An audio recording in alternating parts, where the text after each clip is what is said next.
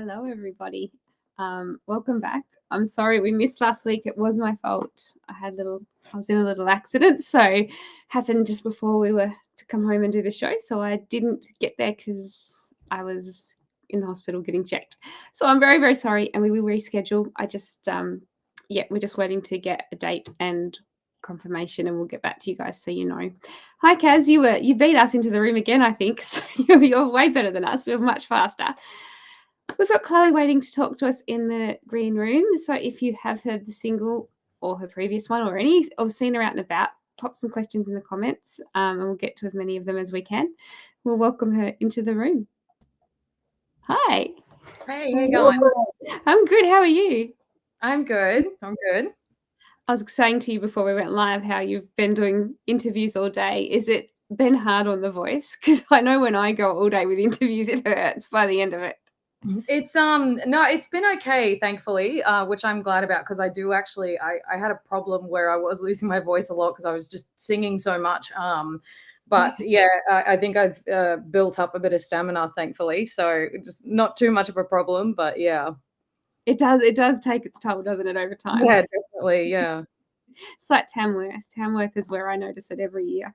Oh, Tamworth is, yeah, it was definitely takes it out of you by the end of it. Yeah. Oh my gosh, it does. But it's worth it. I'm sure it's worth it. Yeah, 100%. Yeah. There's lots of people popping in today. Kaz was first into the room and she said hi. Chris has said hello. I am okay, Chris. I dislocated my shoulder. We think it come out back in a little bit, but it's okay now. I got hit by a bus, literally. Oh my gosh. Wow. Glad you're okay. Wow. The bus hit us. It was driving at work and the bus decided to hit us. So luckily the bus actually came out worse off than my car. So I don't know how that happened, but I'm very happy that yeah. So yes, but I'm all good. We're all good. We're back up and running. It just was bad timing last week. Kaz said to say hi as well, and she said it's going to be her 50th Tamworth in January. That's incredible. Wow, that is incredible. That's awesome. I've only been to 2 so far. So is that all you've been to? Yeah, well, because I played at one. I drummed at one 10 years ago, and we did like the main stage and everything. And then it was literally a decade, and I went back this year, so that was my first year back. But yeah, it's been a long time. That's incredible, and what a way to do your first Tamworth on main stage. Yeah, it was cool. We got to I used to drum for Bridget O'Shaughnessy, so we got to do main stage. We got to do all of it. It was actually incredible. We it was a really good trip. Yeah. Are you going to go this coming one, which is really not very scarily? Yeah, we're going to blink and it'll be here. I have a few shows lined up. I'm playing at Riverside Stage and a couple other places, so I'm hoping to get a few more spots if we can. But if not, I'm going to be busking on the street every day that I can. So I'm keen to get back out there. I feel for the buskers every year. That street is so hot. I always walk along and I'm like, you could not choose a winner because if you couldn't put your body through any harsher conditions, it's definitely I know last year I had a little fan and I was like, oh yeah, this will be fine. And then by like the third or fourth day, I was like, I need a giant, I need something to like blow me off the street. It gets very, very warm very fast. It reflects off that concrete so much. Yeah. It's good fun though. I loved it. You get to meet so many people. And that's the thing, isn't it? We can play like the heat and all that. It knocks you around in every way, Tamworth. But yeah, we love it. Yeah, go back more. Right. Let's go back and put our bodies through that again because it's so much fun. Kaz said that she saw you on Peel Street. Actually, yeah, I was on Peel Street. That's right. Yeah, I was at Little Windmill, so I'll be back there again. Oh yes. Yeah. That is cool. Well, we usually have our show just off Peel Street, off of in the Atrium Cafe there. Enter off of Peel Street. So when you need a few minutes to come in and sit down and cool off, the air conditioning is great. They do great drinks. And they even did last year. I was so hot and I couldn't.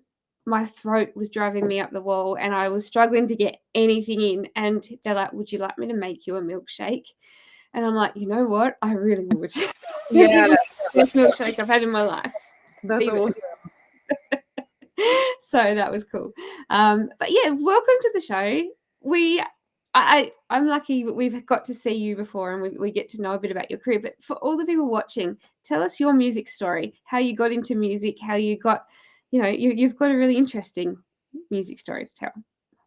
Yeah, well, honestly, I've been doing music for my entire life. I am from a small town in far north Queensland, and I started drumming when I was about 4 or 5.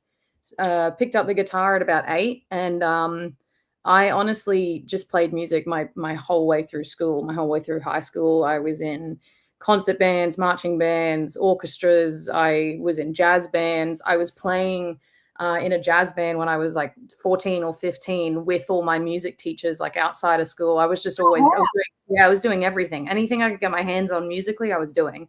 And then at the end of grade 12, I kind of realized my tiny little small town wasn't going to get me very far, unfortunately, in the music world. So I moved to Brisbane to study music at QUT, and it was incredible. I met so many incredible people and started bands and started music, and it just took off. It's been nonstop ever since.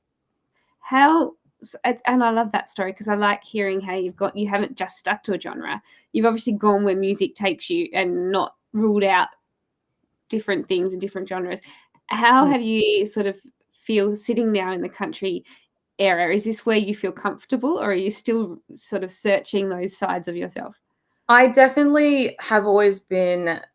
I've always, I guess, had a sound for country. I've always felt really comfortable in it. Surprisingly, I didn't originally like it. Really? I was much more into blues and jazz, and I was in a blues band and all that sort of thing. And for me, country in my head was just like people with spoons, and I had this really warped idea of what country was. And then when I was playing in my blues rock band, my bass player came to me and said, I'm in this country band. She would like to hire you as a oh yeah, Innisfail, there you go. She said, she'd like to hire you as a drummer. And I was like, oh, country's a little bit, and she said, just try. Country's very similar to blues. It's just a little bit more twangy. And I went and just fell in love with it. It was so different to everything I'd thought. And even the people that are out there with spoons, I was like, they're so talented. Like it's such an incredible genre where it can be anything from, what we play, which is a bit more bluesy sort of that genre of like Americana to, like you've got bluegrass and all this incredible, and it's just such a vast genre that gives you so many options to play things. And I just love that. It's endless, Yes. And so I think we've really found our little pocket that we like, but it's a big pocket, which is nice. Lots of room to move. And I think that's why country has become one of the biggest genres at the moment, is because people actually can explore what the sound is and people are enjoying it. And I think we're in an era of music where that freedom's there to explore as well. You're not having to get a label. You can do things yourself, and you can go, no, you know what, I want that song on that album. And it's not, the pushback for your own sound or to sound a specific way isn't as strong anymore. Yeah, definitely. I think I think I've seen other people sort of fall into that and have to tick a box and things like that. Whereas, like you said, we've had that opportunity, and I know a lot of country artists who are the same, who have kind of explored different areas of country and then found their little niche. And it's really cool because even around me, I look at the other musicians that I get to work with, and they're all just so completely different within country. And so it's really nice that everyone has their own sound and their own journey in it, and it's great. And everyone just jumps into each other's, everyone's always helping each other, and it's great. I love the community. I love the music. It's awesome. It is. We're very, very spoiled in Australian music, aren't we? We are a kind of community, and you don't ever feel like you can go to a festival or you can go to a gig and you might turn up there by yourself, but you never feel like you're alone ever. Like that's comfortable. Yeah, well, that's exactly honestly how I felt going into Tamworth this year. Even though I knew a lot of people, I even had, my bandmates, some of them were there this year. And I sort of went in blind because when I went 10 years ago, I was a drummer. So it was kind of like you show up and you get told where to play, and that was my role. And Yes. this year it was very much like I'm just walking around the streets trying to figure out, where do I go? Well, who do I see? What do I talk? All these different things. And yeah, people like took me in under their wing and were like, "Come and hang with us." And by the end of it, you just know everyone, and it's great. Yeah, well, you have to come and visit us this year. That's what we do. We start off the festival, we're doing interviews, and it's so good because we get to see that people do have legs, because I don't get to see them very often. And then by the end of it, like, you go, "Oh, we're going here tonight. Yep, I'll meet you there," and then we'll go there. And by the end of it, you start with just one person, and you've got a whole crowd, and we're all just like, "Where are we going?" There is nowhere that you go in Tamworth that's wrong. It's Yeah, all definitely. Yeah. It is a great time. It's good. it is, yeah, and expensive. And I'm still recovering. Got over that. Yeah. But yes, that's what I love about Australian music. But I love your story, and I love hearing your drumming background, and you've come into it from a different angle, and seeing how it's unfolding for you. So I guess we was talking about before we went live, and you were saying that this song, you'd been playing it for a long time before you had thought about recording it. Is it because of the feedback? Was that the main decision around putting it out, or did it just suddenly one day feel like it's time to record it? It was honestly, it was a little bit of both. We did have a really great response from it live, and the more that we played it live, I think as a band we started to fall in love with the song more. It was like it kind of started off because a lot of the time, or not a lot of all of the time, I will write the songs myself and then I'll take them to the band when they're sort of at a position where I'm like, okay, it has some sort of structure, it's got a little bit of foundation behind it. I will take it to the band and then we'll work on it. But we don't actually rehearse.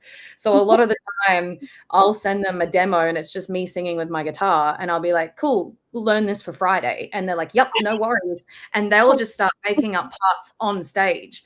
And so Wow. which is part of the mayhem, it's part of the crazy. And it's so much fun to do that. But as we played it and progressed and our parts started to change and sort of, form the song, we just all fell in love with it. And I think everyone, the people that were coming to our regular gigs kind of did the same.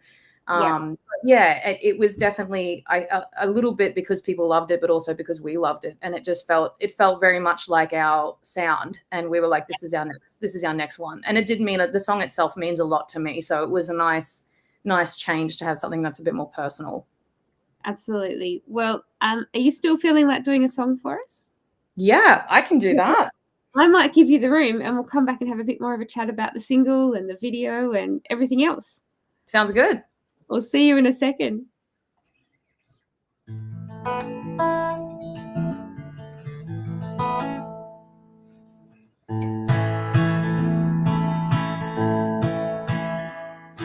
You can hear when she plays the warmth of her voice. And it takes me over, it gives me no choice. She's so weary, she's used and she's worn.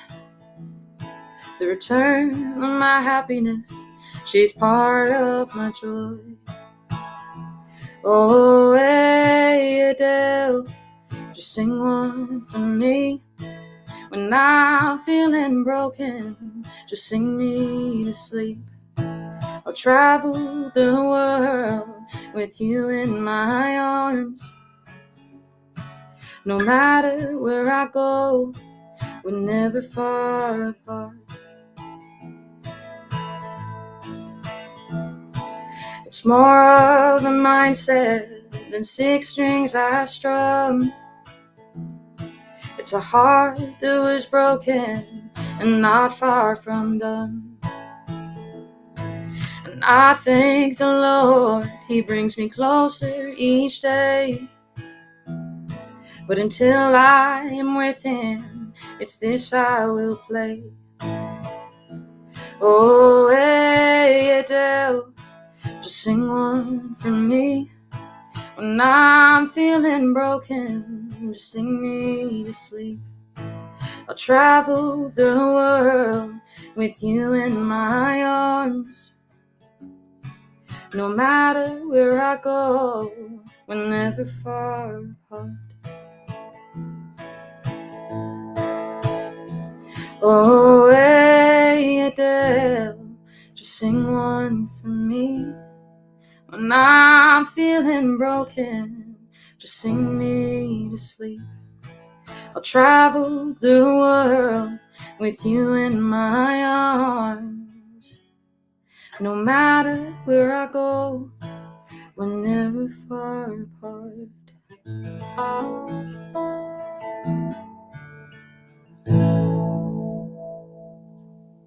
my gosh, that was beautiful. We could have just sat there and let you sing all night. I was happy there. Oh my god. Tell us, where were we before we went? That was such a beautiful song. Thank you so much. Thank you. Talking about your single, and I watched your film clip, which has been out. Has it been 2 weeks now? It would be close to 2 weeks. Yeah, actually, it'd be exactly 2 weeks, I believe, or 3 weeks. Yeah, one of them. And you've had quite a few streams of that already, because film clips can be slow these days because it's just a different world of music. We don't have as much, and it's so good to see that getting some plays. Tell us about filming this, how it all went, where it all came together from. So the film clip for Skip September, I had an idea in my head, and I could kind of see it. And when we filmed our debut single, Carolina, I said to the director, Connor Sharp, I said, I'm not super comfortable in front of the camera. Can we get some extras in? Can we get lots of people to fill it? I don't, I don't want to be in front of the camera. And so we did that. And then when we did Skip September, I went to him and I said, I kind of want to do the complete polar opposite. I want the whole thing to be really focused on me and and I said, I want to get a little bit outside of my comfort zone because, like I said, this song is quite personal and very close to home. And I said, I really want it to be focused on me. And so we had this idea of the camera just tracking me the whole time in these really long shots, which were actually really, really quite hard to film because there was lots of timing and everything involved. But the song itself is about sort of my personal struggles and my journey through that. And he said to me, how would you feel about if we got fake blood and kind of, symbolically showed you at the very beginning where you really going through it and obviously like physically unwell, and then at the end you progressively get a little bit cleaner and then by the end you're all clean and you're how you are now. And I was like, yeah, great.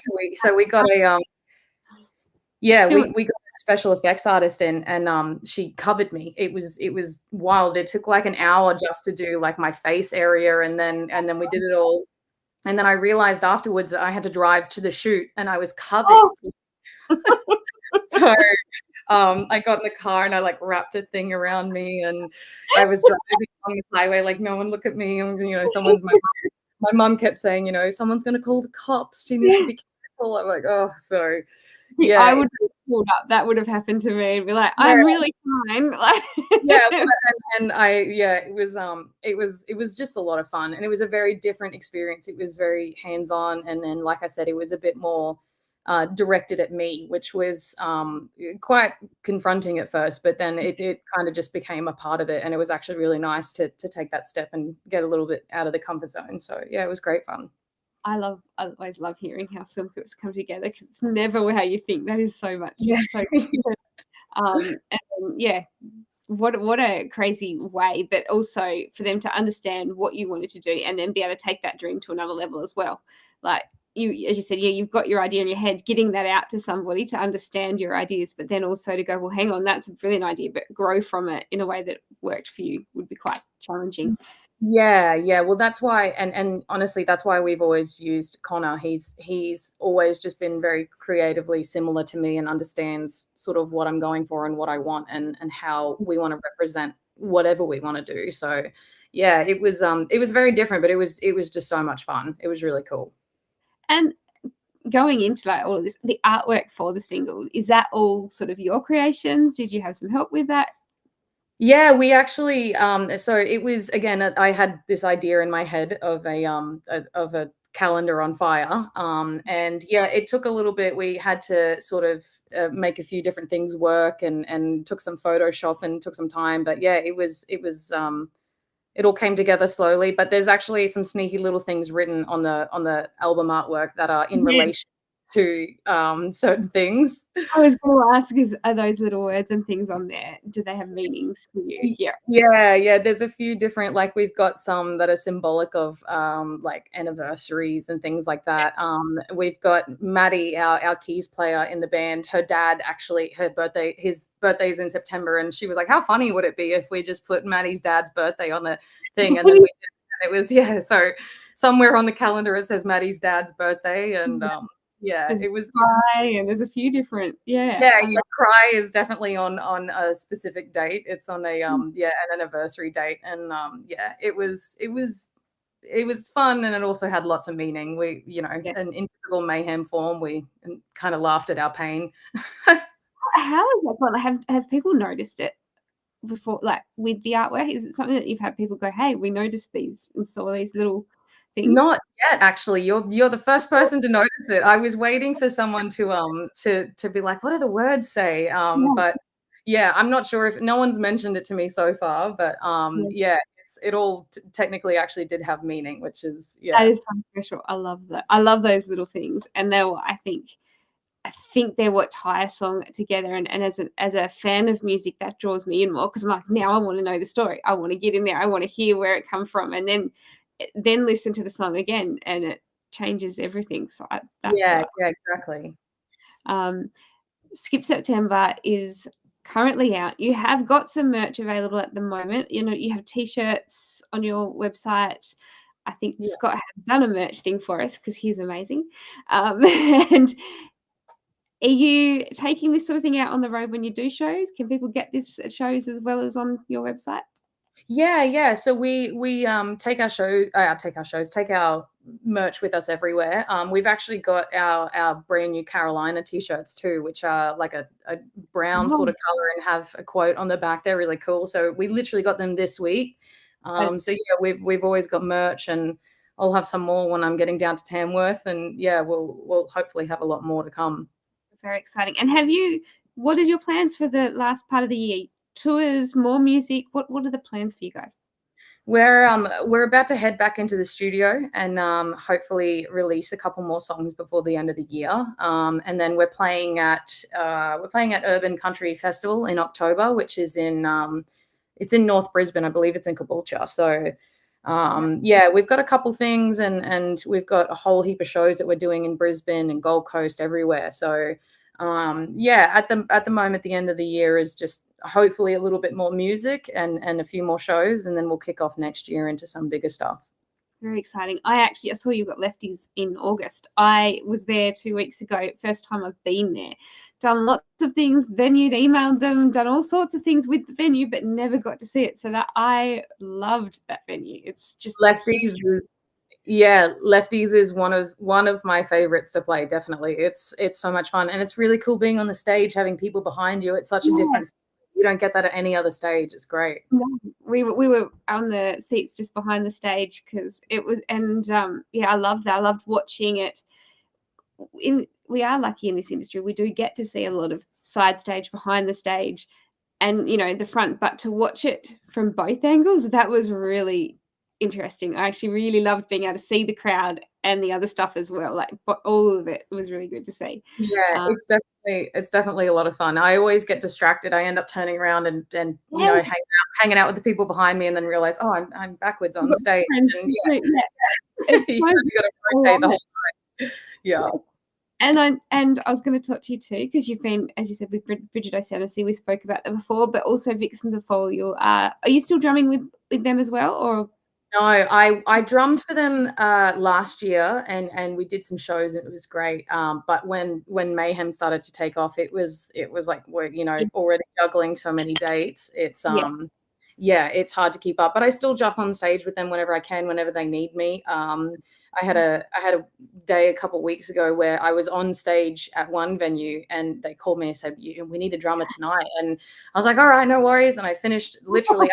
30 and I ran across the street with a set of drumsticks and I got on the stage with them and it was great fun. So, yeah, so whenever I can, I jump up with them. But their schedule's a bit like mine. It's pretty hectic. So trying to find the time is good fun.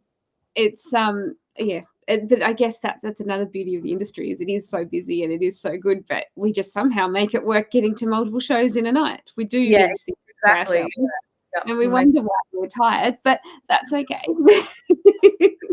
Yeah. Oh my gosh. So for people to follow you along with you and as your music unfolds, it's early in your releasing journey as it's going. So where's the best place to watch and follow along for music? Yeah, so everything gets posted on our social media, which is just Chloe Marks Music on Facebook, on Instagram. It also goes up on our website, which is again just chloemarksmusic.com. But yeah, all of our shows, all of our merch, whenever we do releases, anything that we're doing outside of Mayhem as well, goes on that website. And so yeah, it's always on one or the other or all of the above. That's fantastic. I love that. And Scott, that is wonderful artwork. I love it when you do different ones. I sometimes sticky beat before we go live, and sometimes I let myself get surprised. That one I hadn't sticky beat properly. Yeah, so social media is always so hard to get everybody, all of them up to speed. So I always like to ask which ones are your bigger ones because everyone's different. We have a TikTok, but it's not up to speed because I don't do that very, very often. Yeah, TikTok is one. It's quite difficult to get on top of, I find. But yeah, Instagram and Facebook, we're always up to date. And at least you can post, and it posts to the both usually. Yeah, exactly right. It coincides. It makes it a lot easier. Yeah, it does. And before we do wrap it up, I wanted to say thank you to Jules because she's always sending me artists, but also she rescheduled last week without an issue. She's just, if something goes wrong, she just fixes it. It's amazing. Yeah, she's awesome. So it's really great to see. Well, thank you so much for braving us and coming and having a talk to us. And I hope that you come back for your next single or your next tours. It would be great to have you join us again. But Tamworth, we have to work out. We have to do an interview in person. Come in and have a break off the street for a few minutes. Yeah, cool. I'll have to try one of those milkshakes. Definitely. And then on top of that, there's a lovely stage in there. So you can just sit down for a few minutes in the air conditioning and enjoy the music. Oh, that's going to be a dream in Tamworth. I'll definitely be there. Yeah. I said to her, he said, we're going to do it again. I said, I'm not going anywhere because I like the air conditioning and it's so good. Yeah. Music next to me, cold drinks and air conditioning. What more could I ask for in Tamworth? Yeah, exactly right. Yeah. Well, thank you everyone for joining us. Kaz, do you have a comment there that I missed? You said you are country and good country, which is beautiful. Jonathan said that he loves the song. Oh, that's really nice. There's lots of comments there. Thank you guys for watching and being patient with us changing things last week. So thank you very much to all of you. And thanks again, Chloe. It's been lovely having you. Yeah, thank you. Thank you for having me. It's been great. We'll see you guys all next week. Keep an eye out. We'll get some ads up on the page for you really soon.